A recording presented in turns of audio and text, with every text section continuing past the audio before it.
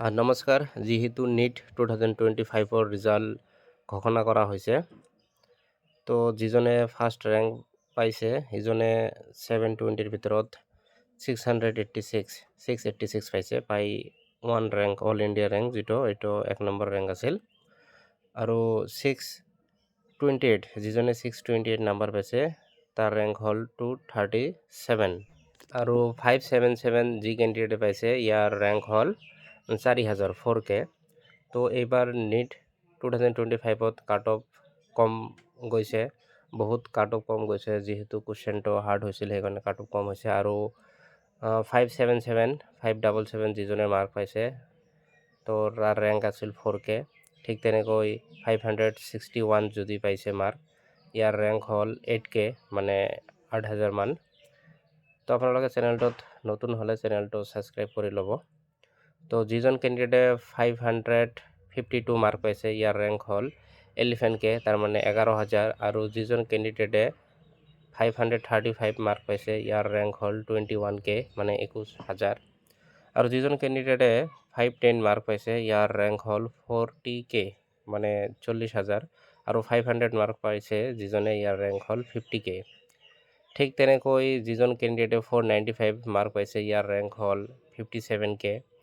যিজন কেণ্ডিডেটে 476 মাৰ্ক পাইছে ইয়াৰ ৰেংক হ'ল 83K। তো আপোনালোকে দেখিব পাইছে যে এইবাৰ কুৱেশ্যনটো হাৰ্ড হোৱাৰ কাৰণে কাট অফ মাৰ্কটো অলপ কম যাব আগৰ বছৰ তুলনাত। তো কিমান মাৰ্ক পাইছে এইটো মেটাৰ নকৰে, কিমান ৰেংক, এই ৰেংক হিচাপতহে এটা আইডিয়া কৰা যাব যে সিহঁতে অসমত চিট পাবনে নাই। তো লাষ্ট 4 বছৰৰ ডাটা আছে, তো ডাটা হিচাপত ৰেংক হিচাপত আপোনালোকে এটা আইডিয়া কৰিব পাৰিব যে আপোনালোকে নিট 2025ত এইবাৰ অসমত চিট পাবনে নাই। তো 2021 চনত যাৰ ৰেংক 65,000 লৈ আছিল সিহঁতে অসমত চিট পাইছিল। ঠিক তেনেকৈ 2022ত 60K যাৰ ৰেংক আছিল সিহঁতে চিট পাবলৈ সক্ষম হৈছিল। ঠিক তেনেকৈ 2023ত 67K লৈ যাৰ ৰেংক আছিল সিহঁতে চিট পাবলৈ সক্ষম হৈছিল।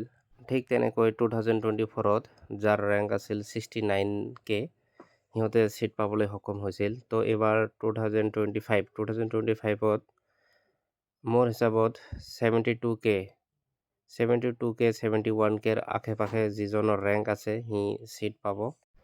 তো ফাইনেল কাট অফ হ'ব নিট 2025ৰ জেনেৰেল কেটেগৰীৰ কাৰণে 485 মান। 485 যিজনে পাইছে তো সিহঁতে চিট পাব বুলি আশা কৰা যায়। আৰু EWS যিটো EWS কেটেগৰীৰ কাৰণে 482 বা 483 কাট অফ যাব। ৰেংক ৱাইজ মানে কেটেগৰী ৱাইজ ৰেংক কিমান থাকিলে চিট পোৱাৰ সম্ভাৱনা আছে, তো আপোনালোকে স্ক্ৰীনত চাব পাৰে। জেনেৰেল হ'লে 70ৰ পৰা 75Kৰ ভিতৰত ৰেংক থাকিব লাগিব। EWS হ'লে 75Kৰ ভিতৰত থাকিব লাগিব। OBC হ'লে 2 লাখৰ ভিতৰত থাকিব লাগিব। আৰু SC হ'লে 2 লাখৰ ভিতৰত।